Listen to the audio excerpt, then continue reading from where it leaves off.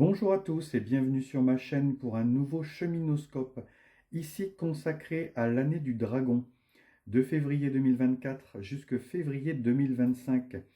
Qu'est-ce que le dragon a à vous communiquer sur les défis que vous vivrez cette année?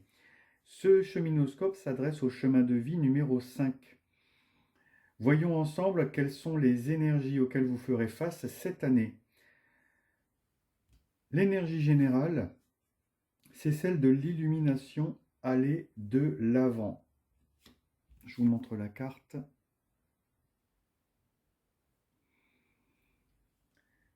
Et on vous rappelle avec cette carte que chaque voyage commence par un premier pas, puis un autre, puis encore un autre, et qu'il s'agit d'entamer cette lente et constante progression vers votre but ultime.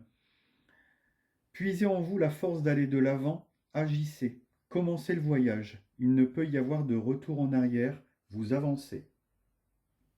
Tout en avançant vers votre propre lumière, méditez sur les chemins que vous pouvez emprunter afin d'aller de l'avant pour votre bénéfice et celui de tous. Cherchez une lumière toujours plus vive et à chaque pas gagnez en sagesse et en compréhension. Trouvez votre lumière et suivez-la jusqu'à vous et jusqu'à réaliser que chaque pas vous y mène déjà. Voilà, ici vous tournez une page et on vous dit on ne regarde pas en arrière, on trace la route et on va de l'avant. Une belle énergie d'avancée. En tout cas, voyons ce que le tarot a à vous dire sur les différents aspects de votre vie pour cette année du dragon. Et la maison 1 vous concerne, vous, votre corps physique. Alors, et ici on nous parle que vous allez vous transformer cette année avec l'arcane 13. Vous êtes en pleine transformation, et ce qui colle justement avec cette idée d'aller de l'avant. Ici, vous marquez un grand balayage du passé pour renouveler votre vie et aller de l'avant. La maison 2 concerne l'aspect financier, la vie matérielle et les biens. Très grande transformation parce qu'ici, cette maison est aspectée sous le changement et l'évolution. Ici, vous subissez les aléas de la vie et du destin sur votre domaine financier et votre vie matérielle. Donc vous allez devoir composer avec cette notion de ça va plus, l'alternance du destin, un coup ça va plus. Il va falloir jongler et surfer sur la vague pour retrouver constamment un équilibre. La maison 3 vous parle de votre entourage proche, les amis et le message que vous pouvez recevoir. Alors, c'est l'arcane 5 du pape, ici. Votre entourage proche est un soutien, c'est l'écoute bienveillante, c'est un soutien très fort en tout cas. Vous êtes entouré de gens sur qui vous pouvez compter, que ce soit la famille ou les amis, votre fratrie aussi. Et le message que le tarot vous donne ici, c'est garder la foi. Gardez la foi. Utilisez votre sagesse.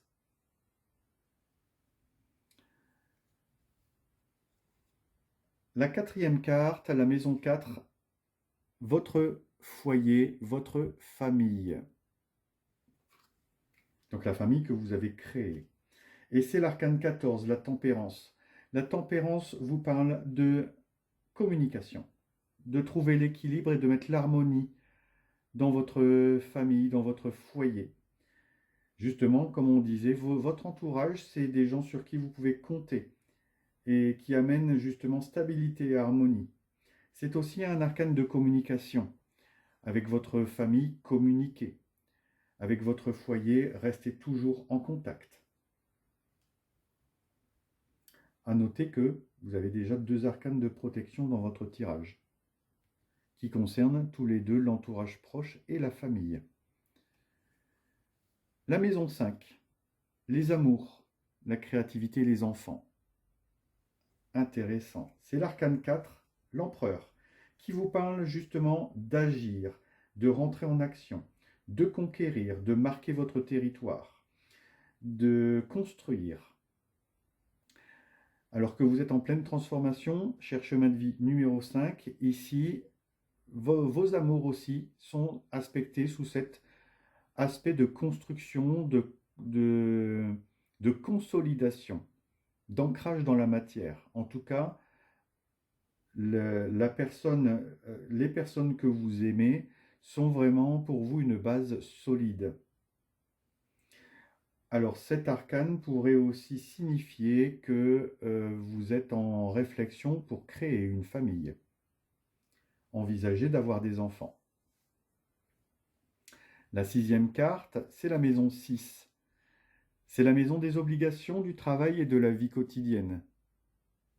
Et c'est l'arcane 21, le monde. Et ici, vous êtes en pleine expansion. C'est les contacts, les voyages, l'expansion de manière globale dans votre, aussi bien dans votre travail que dans vos obligations. Vous les vivez bien, au contraire, justement, vous vous épanouissez dans cette notion Pour vous, le travail, finalement, n'en est pas un. Vous ne le subissez pas, en tout cas, et vous vous épanouissez même dans ce domaine. Les obligations, visiblement, sont légères et vous les menez de manière simple et complètement ouverte. La septième maison concerne le conjoint, les autres, ce que vous apportez aux autres et votre ouverture. Magnifique carte. Le soleil, arcane 19, montre que votre conjoint, les autres, ce que vous apportez aux autres, vous êtes le soleil pour les autres. Si on devait résumer, on dirait ça. Vous êtes le soleil dans la vie des autres. Et que justement, votre conjoint aussi vous illumine, comme vous illuminez votre foyer et vos cercles. Votre ouverture est totale. Vous dispensez lumière et chaleur, joie, euh, voilà, rayonnement. Voilà ce que vous apportez aux autres. Maison 8, ceux qui meurent, les bouleversements, les métamorphoses. Alors, comme le chemin de vie numéro 4, vous avez aussi à cet emplacement la justice. Ce qui se transforme ici, c'est votre notion de justice. Elle est complètement retravaillée. Visiblement, le destin ici vous fait travailler cette blessure de l'âme, donc la notion d'injustice, et vient la retravailler complètement, la bouleverser.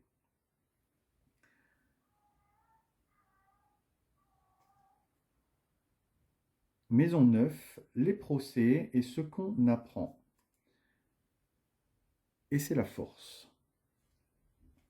La force, ici, vous apprenez justement à retrouver vos forces, à vous consolider, à trouver la force du cœur et à puiser des ressources dans votre intelligence. C'est un arcane de contrôle où justement vous apprenez à contrôler votre passion et votre créativité. Justement, on vous parlait de créativité ici. Donc une année très aspectée par ça, dans plusieurs aspects du tirage, on y reviendra après. En tout cas, voilà ce que vous allez apprendre justement. Vous allez apprendre à puiser dans vos forces. La maison 10 représente votre zénith, ce qui est le plus important cette année pour vous. Et une arcane intéressante, pas des moindres. Il s'agit de l'arcane 9, l'ermite. L'ermite vous parle d'évolution. Vous parle d'une évolution, d'un passage. Vous êtes en pleine avancée dans votre vie. On vous conseille d'avancer, de ne pas avoir peur d'avancer. Et tel l'ermite, n'oubliez pas que vous avez toujours une lanterne qui vous éclaire, même dans les moments les plus obscurs. Ici, on vient mettre en lumière, justement, dans le plus important pour vous cette année, c'est d'avancer, même si vous n'y voyez pas clair. Vous savez que vous avez des ressources en vous. N'oubliez pas que, comme on le disait tout à l'heure, un voyage commence par un premier pas. Et même si le pas est petit et lent, vous le faites. L'ermite vous guide. N'oubliez pas que l'ermite est aussi un arcane plein de sagesse, de prudence, de discernement. La 11e carte, la maison 11, c'est votre notoriété, votre vie publique et les cercles plus ou moins large de connaissances ou d'amis. Et c'est le chariot. Le chariot vous met ici d'emblée dans quelque chose de dynamique. On vous perçoit comme quelqu'un qui réussit, comme quelqu'un d'ambitieux, qui travaille beaucoup, qui est très dynamique. C'est voilà la notoriété que vous avez, que vous travaillez peut-être, votre dynamisme, votre ambition, votre manière d'aller de l'avant, la manière dont vous gérez les choses, toujours avec maîtrise, mais avec la souplesse nécessaire pour pouvoir justement tourner quand il le faut. Et enfin, les épreuves. Dans la 12e carte, la maison 12.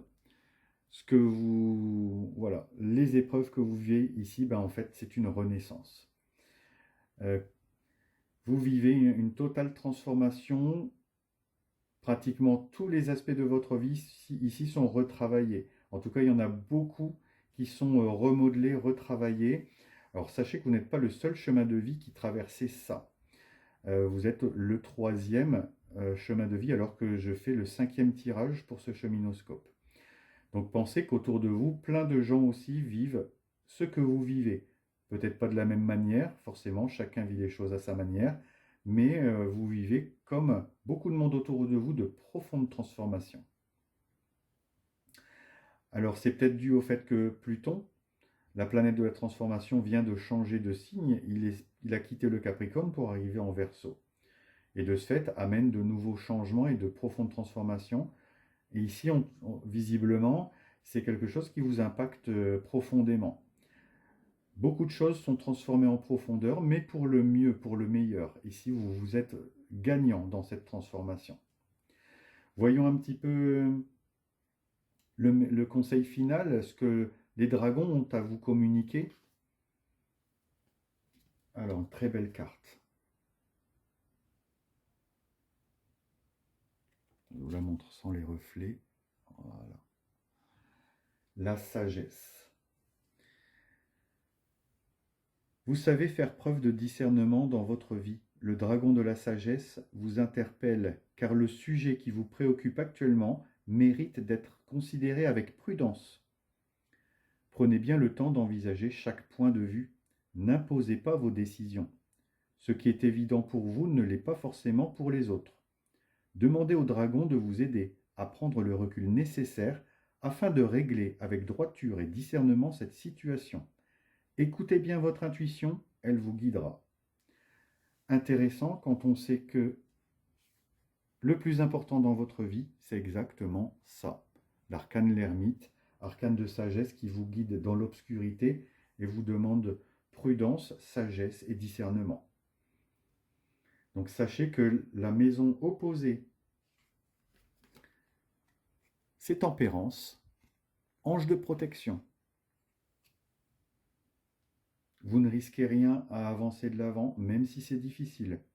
En tout cas, chemin de vie numéro 5, ce tirage s'achève avec beaucoup d'espoir et beaucoup de messages pour vous. J'espère que ce tirage résonne et résonnera tout au long de l'année. Et je vous dis bon courage pour cette année du dragon et je vous dis à bientôt pour d'autres cheminoscopes.